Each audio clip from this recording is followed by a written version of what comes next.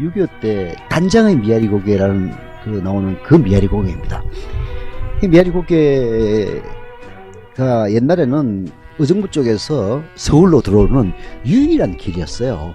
차가 뭐 달구지라도 다닐 수 있는 유일한 길이었는데, 왜 제가 이 얘기를 하냐면은 사실은 이제 이승만에 대한 얘기를 좀 하고 싶어서 이 얘기를 꺼낸 겁니다. 뭐냐면은 이승만이 6.25가 나니까 이제 바로 도망가지 않습니까? 도망가고 한강다리를 폭발을 시켜요. 한강다리를 6월 27일 새벽 3시에 이제 폭발시킵니다. 다 도망 튀었지.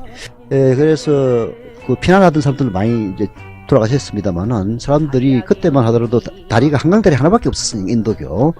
남쪽으로 가려면은 배를 이용해서 가는 거 외에는 방법이 없는 거예요. 그래서 많은 사람들이 서울에 묶입니다.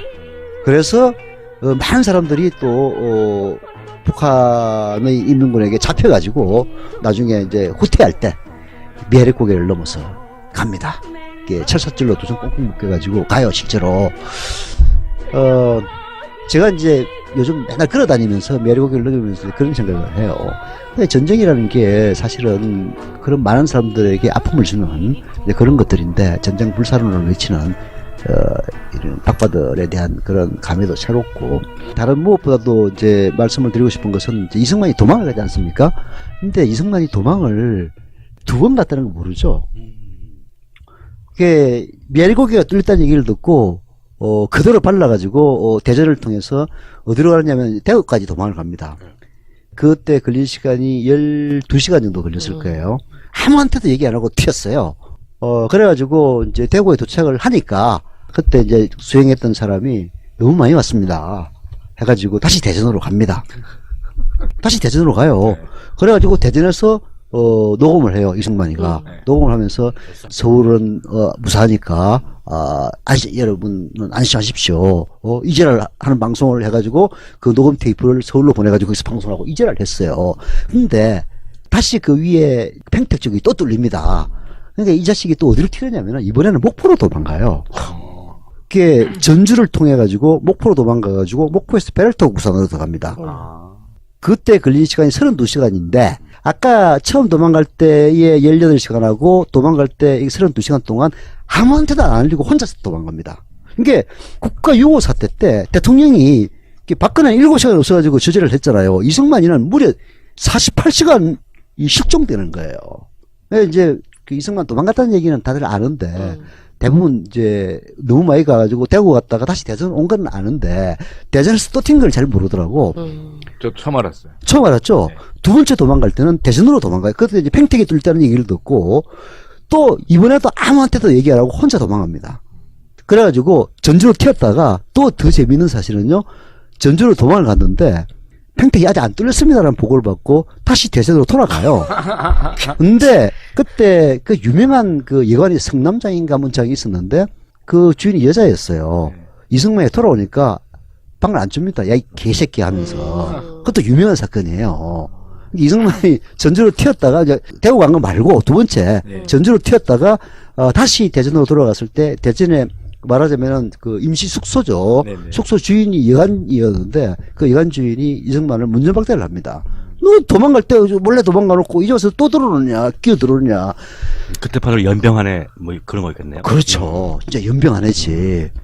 그래서 그 다음에 튈 때는 이제 말도 안 하고 쭉 목포로 튀어가지고 목포에서 배를 타고 부산으로 가는 이런 사연이 결국 있었기 때문에 그 미아리 고개에서 그 많은 사람들이 피눈물을 이제 흘렸던 거죠. 늘 이제 저는 뭐 매일 걸어다니니까 미아리 고개를 맨날 넘어가거든요. 미아리 고개를 넘어가면서 이 이야기를 떠올리는데 참 진짜 이 우리 사회의 그 최병덕이가 이제 그 참모총장 할 때거든요. 다 이 만주군관학교 출신들입니다.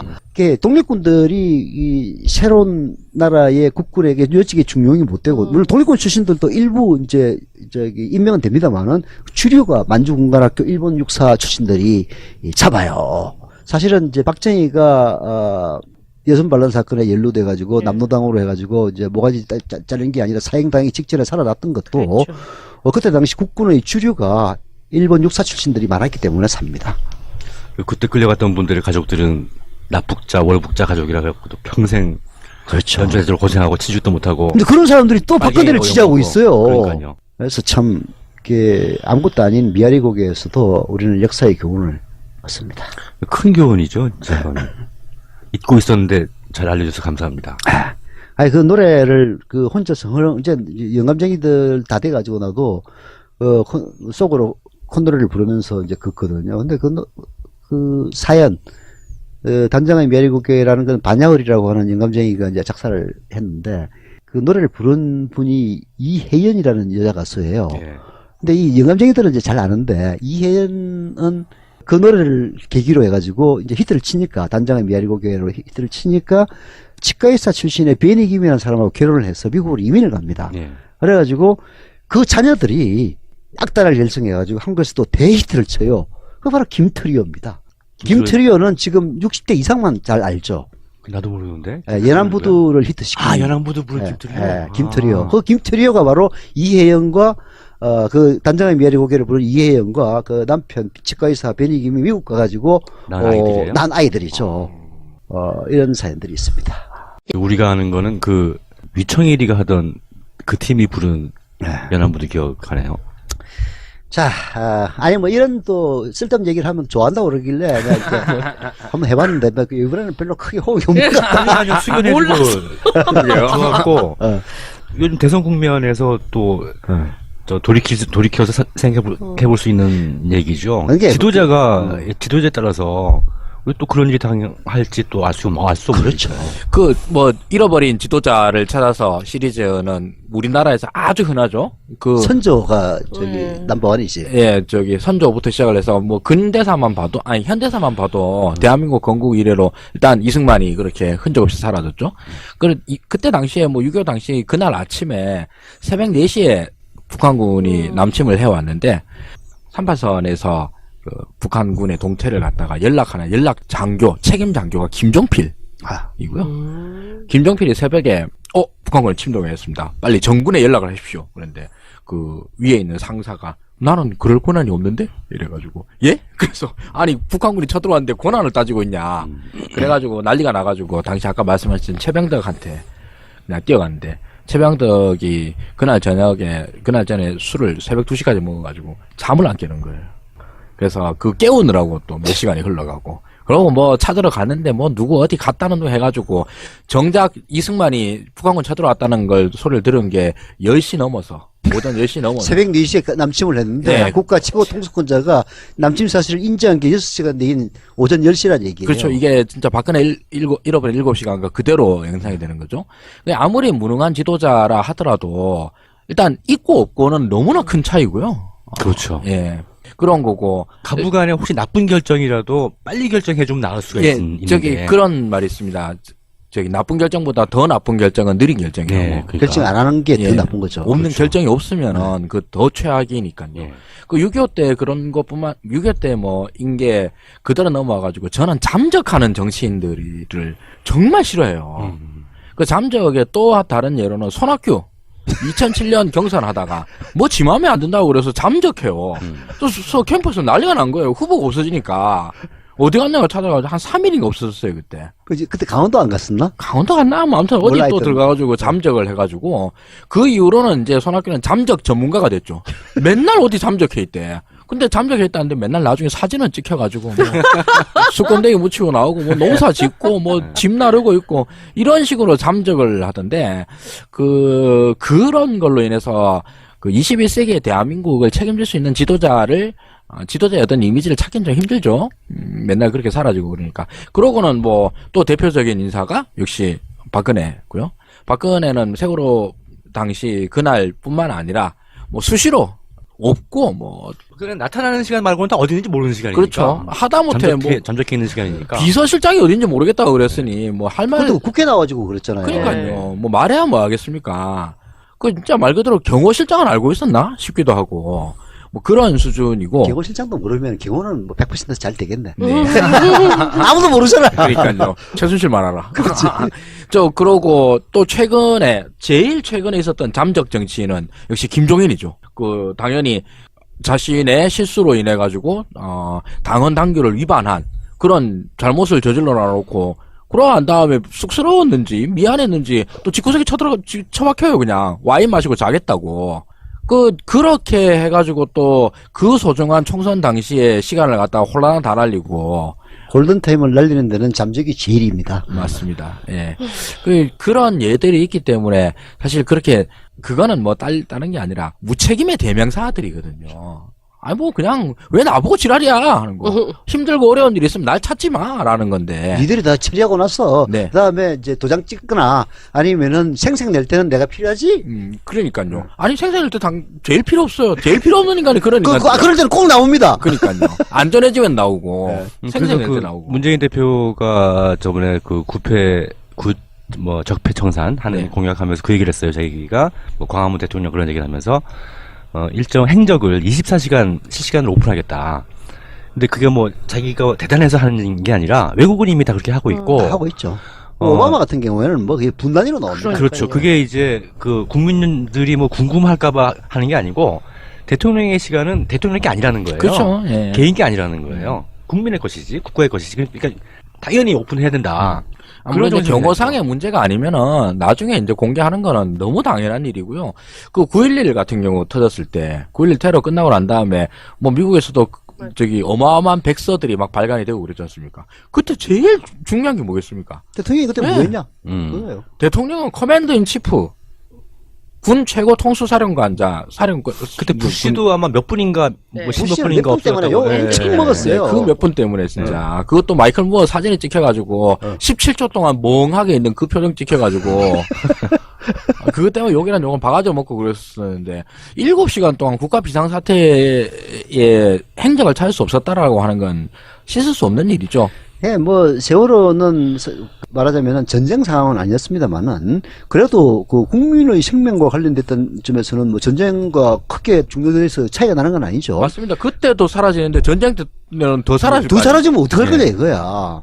정말 끔찍한 일이었는데 지금 최근 들어서 그 안모 씨 아들 모철수 씨를 보면은 그런 그 무책임의 그 안철수 박근혜의 아바타를 보는 것 같아가지고 좀 끔찍해지는 그런 느낌도 좀 있죠. 그 안철수가 뭐 잠적은 아닙니다만은 그 잠적에 거의 준하는 오히려 어떤 부분에서 더 나쁜 예가 안철수의 기자회견 장면이 있습니다. 네. 안철수가 자꾸 막 기자들과 소통이 없다. 뭐 질문을 안 받는다. 이래가지고 엄청나게 까였어요. 그래서 안철수가 나와서 대표적으로 저기 기자회견을 해요. 네. 이제 국민과 소통하는 뭐 그 국민당이 되겠습니다. 등등등 그렇게 얘기를 해요. 그리고 얘기하고 난 다음에 그냥 씩 가. 그래서 앉아있던 기자들이 질문은 받고 가야죠. 그러니까 씩 쪼개면서 그냥 가. 아니. 그런데 불렀는데 그냥 막 가요. 그 기자들이 다 아니 소통하겠다고 기자회견을 해놓고 아니 그날 기자회견의 주제가 소통이었어. 소통하겠다 해놓고 한 다음에 질문을 받고 가야죠. 그러니까 씩 쪼개고 그냥 도망가. 그러나 날 박선숙이 제가 질문을 받도록 하겠습니다. 그러니까 저 왜 도망갔냐고 저거 기자들이. 당장 그런 질문이 나오게 되는 이런 사태 아닙니까? 그렇죠. 그러니까 저는 몰라 이것도 이제 그 박근혜의 잠적과 좀 다르죠. 양상은 다르지만서도 무책임함에 대해서는 똑같은 거 아니냐. 거기 나와가지고 뭐 곤란한 질문 받으면은 저기 할 말 없으니까 그런 거 아니겠습니까? 예. 안철수는 반대로 안 궁금한데 막 자기 어디 있다고 알리고 그런 적도 있어요. 그 언제죠? 뭐 정확히 언제인지 모르겠는데 미국에 중요한 때 미국을 이렇게 가버렸는데 뭐 CES 쇼 할 때 우리나라에서 뭐 중요한 일 있을 때였어요. 아 맞아. 예, 뭐였던 것 같다. 예. 미국을 가버렸어. 그 웃기는데 미국 가서 이게 CES 취재하러 한국 기자들이 모여있을 거 아니에요. 네. 모였는데 계속 실시간으로 어디 또 알려주는 거야. 그거 왜 알려주는 거야? 궁금하지도 않은데. CES에 가가지고 어디 전자제품 보러 갔지 안철수 보러 갔나 진짜. 그래가지고 거기서 무슨 뭐 체험하는 거 자기 사진 안철수 체험으로 사진 찍어서 보내고 그런 적도 있습니다. 책임감이 넘칠 때도 가끔 있어요. 안철수라는 인간이 이제 말하자면은 문재인 다음의 유력한 이제 후보자니까 나름대로 좀 조사와 연구를 좀 해보니까 이게 조사를 하면 할수록 이게 박근혜하고 판박이다 이런 느낌을 많이 받아요. 청취자 여러분들 잘 기억하시겠지 모르겠는데 JTBC와 인터뷰에서 이런 장면들이 나옵니다. 자, 오늘 나온 뉴스인데 광주 경선에서 불법 동원 의혹이 제기가 됐습니다. 그런데 사실은 그 내용이 조금 좀 구체적으로 나오기도 해서 상황을 어떻게 파악하고 계십니까? 예, 당에서 위법적인 부분이 있다면 단호하게 대처할 겁니다. 예. 단호하게 대처한다는 것은 당에서 대처하는 것도 문제가 되지만, 그것도 물론 이제 중요한 문제지만, 선관위에서 이게 고발을 한 상태가 되기 때문에, 이렇게 되면, 사법적인 문제가 생기게 되거든요. 그런 것까지도 다 생각을 해보셨는지요? 불법적인, 위법적인 부분이 있으면 저도 단호하게 대처하겠습니다. 예. 아무튼 지금 그 전남도 선관위는 광주지방검찰청에 고발을 해놓은 상태입니다. 그 내용을 보니까 제가 아까 좀 구체적이라고 말씀드렸는데, 17대, 130명, 그리고 거기에 액수까지 나와 있기 때문에 이거는 글쎄요, 이게 사실이라면, 물론 국민의당 입장에서는 사실이 아니길 바라시겠지만, 사실이라면 그동안에 말씀해오신 새정치하고는 너무 동떨어진 그런 상황이기 때문에 이게 그 요즘 같은 때 이런 게 있을 수 있는가 하는 그런 그 얘기들도 주변에서 나옵니다. 그러니까 너무 좀 구태적인 것이라는 거죠. 조금 더 상황 파악을 해보셔야 되지 않을까요? 예, 단호하게 대처하겠습니다. 예, 알겠습니다. 아직 상황 파악을 다 자세히 하진 못하신 것 같아서 더는 질문을 드릴 수가 없는 상황인 것 같은데 일단 알겠습니다. 이게 불법 동원에 대해서 이제 집요하게 물어봐요. 불법 동원은 뭐냐면은 이제 광주 경선에서 뭐 그때 그 국민의당에서 6만 명이 참여했다고 막 온갖 자랑도 다 하고 또 안철수 좋아하는 언론들이 막 크게 써주고 하지 않았습니까? 근데 그 중에 이제 딱 일부가 걸렸는데 한 130명 정도를 그 동원을 했대요. 그게 독수리 여행제입니다. 예. 승용차에 5명 꽉꽉 채워가지고 130명 하려면은 나누기 5를 해야 되니까 한 26대 정도를 이제 동원을 했죠. 여기에 일당하고 차비조로 230만 원을 줬다는 사실이 이제 딱 걸려가지고 지금 선관위에 이제 고발이 된 상태. 이거는 뭐 빼도 박도 못한 선거법 위반입니다. 물론 이제 이게 안철수하고 직접적인 연관성을 입증하기 어렵기 때문에 후보 자격에 뭐 박탈이 되고 하지 않겠습니다만은. 그러나 도덕성에는 큰 타격이 오는. 당연히 도덕성이에요. 네. 도덕성이니까. 우리가 상식적으로 볼 때 그 손학규가 현장 경선이라고 하는 말도 안 되는 동원 아니면 불가능한 네. 이런 이제 경선 제도를 고집하고 있을 때 손학규가 자기가 동원에 자신 있으니까 이길 수 있으니까 그 손학규가 저렇게 하는 것 아니냐. 그 두 분 다 그렇게 보셨잖아요. 예. 그래서 이렇게 받아들여지면은 손학규가 이길 수도 있다. 근데 이제 저는 반대로 그래도 지지율을 못 따라간다. 손학규만 동원하는 게 아니라 안철수도 동원이 가능하다. 이제 이런 류의 이제 얘기를 기억이 나는데 결국은 동원했다는 얘기 아니에요. 네. 그렇잖아요. 그래서 이게 이제 도덕성 문제에 큰 타격이 오기 때문에 누구야 누구지?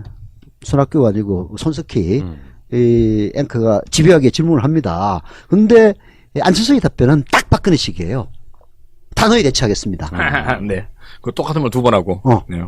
아니 그거 어떻게 생각하느냐라고 물어보는데 어떻게 생각을 얘기 안 하고 단호히 대처하겠습니다 라고 얘기를 해요. 일종의 유체 이탈 내지 유체 이탈이죠. 자기 일의 타자화. 그렇죠. 네. 박근혜가 이렇게 물어보면 그래서 제가 대통령 하겠다는 것 아닙니까 하는 합법하고 딱 똑같아요. 그랬어. 그 다음 질문으로 보수표를 끌어와야 한다는 데서 어떻게 생각하십니까? 제 리더십과 비전으로 평가받겠습니다. 그러니까 그게 뭔데요? 가만히 있다. 제 갈 길을 가겠습니다. 네, 그러니까 뭐 잘하겠습니다는 좀. 두 번 반복했던 것 같은데요. 뭡니까 그랬더니 제 리더십과 비전으로. 그러니까 그게 뭐냐고. 아니. 예. 안철수가 특히 이제 저는 이제 박근혜가 왜 아바타냐. 박근혜하고 직접적인 연관관계는 없어요. 그러나 박근혜가 가장 그 탄핵된 제1의 대제가 뭡니까? 뭐 소설에는 제7의 대제라는 소설도 있는데 유명한 소설이죠. 그거와 관계없이 박근혜의 대제 중에서 제일 가장 큰 대제는 저는 불통이라고 생각합니다. 불통. 이 불통 때문에 모든 것이 다 꼬이기 시작했다고 생각을 해요. 예. 근데 이 불통에 대해서는 안철수도 못지 않습니다. 그 금태섭 씨는 예. 결국 민주당에 남아가지고 이제 안철수하고 결별을 하지 않았습니까? 이 양반이 2012년도 안철수 나중에 이제 선거 끝나고 책을 써요. 그 책 제목은 잘 기억이 안 나는데. 이기는 야당을 갖고 싶다. 거기서 쓴 것도 바로 이 얘기입니다. 안철수 캠프에서 가장 큰 문제점은 소통의 부재였다. 라고 써요. 그리고 한때 정치 멘토였던 윤여준 전 장관. 윤여준이 뭐라고 그러니까 그런 멘토 수도 없이 많다 했던 그 바로 윤여준입니다. 안철수는 자신만의 정치 철학과 비전이 없는 사람이다. 정치인으로서 자질이 없다. 그랬더니 이제 윤여준 멘토 아니다. 그런 놈 수백 명이 있다 해가지고 이제 됐고. 그때 그 2012년도의 핵심이었던 금태섭, 송호창, 최장집 다 떠나지 않습니까? 제일 마지막에 절대 떠나서는 안 될 사람이 떠납니다. 보좌관도 떠납니다. 보좌관도 떠나면서 보좌관은 수시로 떠난다고 예. 들었습니다. 한 달에 몇 번씩 갈는데요. 예, 뭐 그런 사람들 이구동성으로 소통이 안 된다라고 얘기를 하는데 이런 소통이 안 되는 점에서는 그야말로 안철수와 박근혜는 판박이가 아니냐 이런 느낌이 많이 듭니다. 제가 그 책을 완독을 했습니다. 소개해 안철수 주시죠. 전문가답게. 네. 그 사실 그 책의 저자인 금태섭 의원님이랑은 그 예전부터 페이스북을 이제 저는 통해서 그분 이야기를 주로 들어왔었었고. 녹음실 있는 지역의 지역구 의원이십니다. 아, 그런가요? 아, 예. 그러고. 정확히는 모르겠지만, 그래요? 강서을인가, 갑인가 그러니까. 예. 이쪽 동네 여기에. 같아요. 그러고 저는 그 양반 옛날 그 정치 입문하기 전에 나온 책들을 다 구매해서 사고 그랬었거든요. 뭐 확신의 함정이나 뭐 또 뭐 재판, 뭐 미국을 바꾼 재판문가, 뭐 이런 책들도 다 완독을 하는 나름 그 양반 팬이었어요. 근데 안철수 캠프에 들어가가지고 그 난리를 대변인을 하는데 이상하더라고. 말이 안 되는 얘기를 많이 해요. 근데 이제 안철수 캠프에 들어가고 난 다음부터 그때서부터 이제 사람이. 저는 그냥 그 사람이 바뀌었는지 안 바뀌었는지 모르겠지만 일단 안철수의 수하로 들어갔다는 것 자체만으로도 그냥 확 싫어져가지고 그 다음부터는 이제 뭐 그또 실수도 엄청 많이 하고 그러니까 주로 많이 깠죠. 깠는데 그 페이스북을 통해서 주로 하니까 이 양반이 나중에 저한테 메시지를 보내가지고 주소 좀 불러달라고. 아, 이거는 이제 캠프에 있을 때가 아니라 다 끝나고 난 다음 책 낼 때, 그래서 그 책 한 권 보내드리고 싶다. 그래서 뭐 별소리 안 하고 이제 주소 불러드려가 책을 제가 증정본으로 받았어요. 증정본으로 받고 그랬는데, 공짜로 주니까 뭐 받긴 받았습니다만. 공짜로 주면 책 잘 안 읽는데. 예.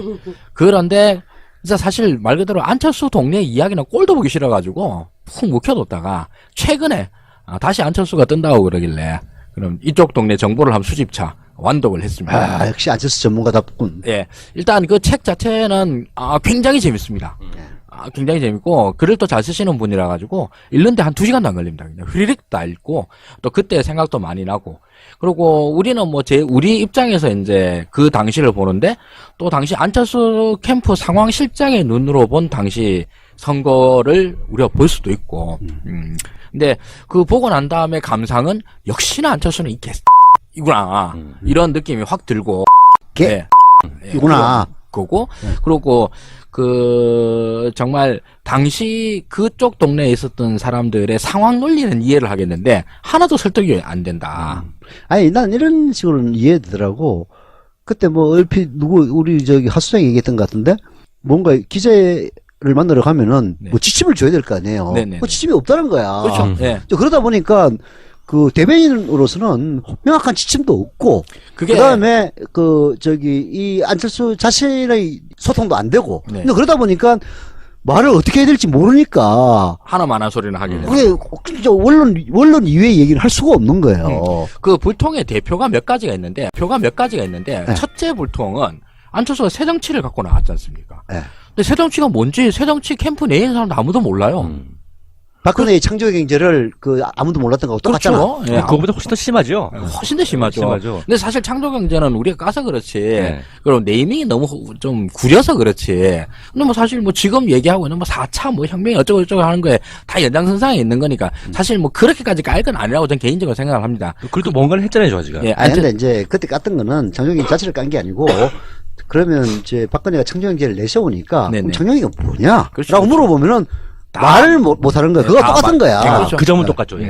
그 점은 똑같다는 얘기예요. 어쨌든 새정치로 갖고 맨날 다른 사람들 다 까고 다니니까 그래 그럼 네 새정치는 뭐냐라고 질문이 한 1000만 번은 넘게 들어갑니다.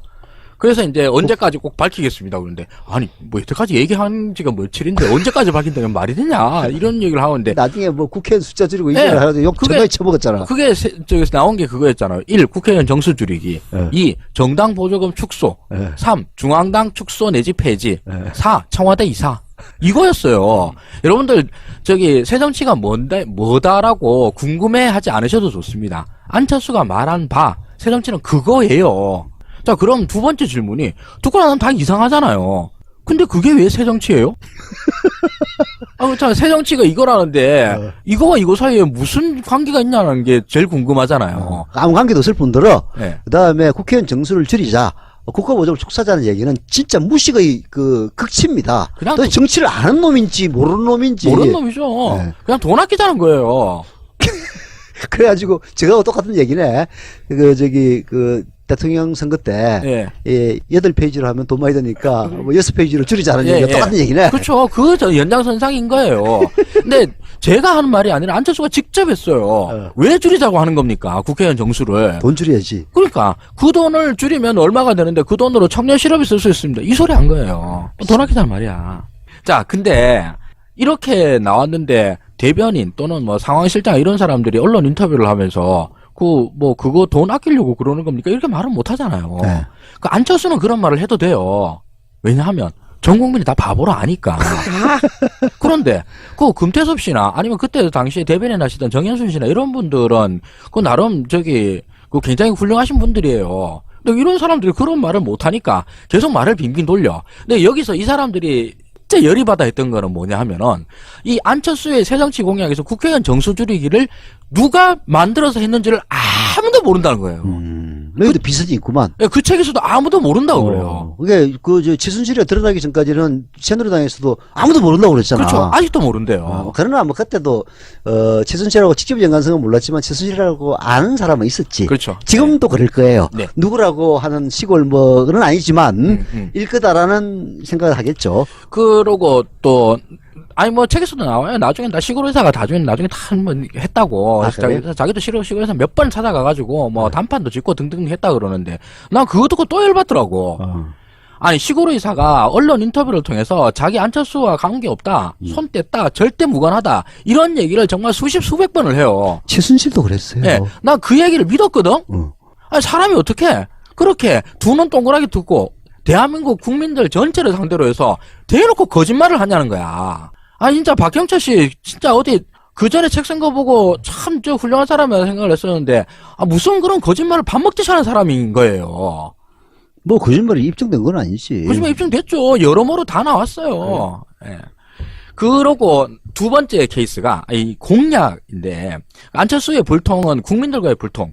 새정치가 뭐냐 그러니까 뭔지 지도 모르면서 계속 새정치 거리는 불통이 있었고 둘째로 캠프와 국민들 후보와 국민들을 이어주는 데 있어서의 언론들에 대해서도 불통. 그냥 지 하고 싶은 말만 하고 조금이라도 궁금한 질문 안 받고 그랬지 않습니까? 그럼 설사 질문을 받았다 하더라도 거짓말로 일관하고 아니 왜 박경철이 그렇게 비선이라고 하는 건 나중에 다 드러났는데 그때까지만 해도 그렇게 딱 잡아떼는데 그거 왜 아무도 얘기를 안 해요? 그것을 데자뷰를 보지 않습니까? 박근혜가 그렇잖아요. 박근혜도 기자회견 하고 나서 기자들하고 절대 질문 안 받고 그러니까요. 질문을 받는다 손 치더라도 정해진 질문 아니면 안 받고 또 다른 질문에 대해서는 거짓말로 일관하고 그러고 언론과만 불통한 게 아니라 제일 골 때린 건 캠프와 불통을 하는 거예요.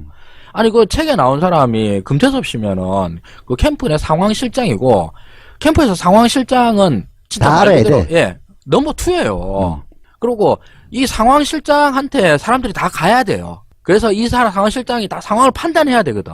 그래야지 무슨 나오는데 일단 상황실장도 자기 공약을 자기가 모르는 맨날 뒤통수를 만다는 거예요. 아니 안철수가 지금도 자기 공약은 전혀 안 꺼내놓고 문재인 이길 사람은 나밖에 없다 이제를 하고 자빠졌잖아. 그러니까 문재인 지금도 그러나요? 난 관심이 없어서 아직 파악 못한 걸로 생각해요. 관심을 가져야 돼. 아무리 의대문이라도. 예, 보긴 보는데요. 어. 계속 그 얘기밖에 없어가지고 내가 지금 아직 파악 못한 건지. 물론 다른 얘기도 하겠지. 그러나 언론에서 써주는 거는 문재인 이길 수 있는 사람은 저밖에 없습니다. 그래서 진중권이가 그랬다며. 아니 네 보고 지금 문재인 꺾으라고 누가 얘기하든.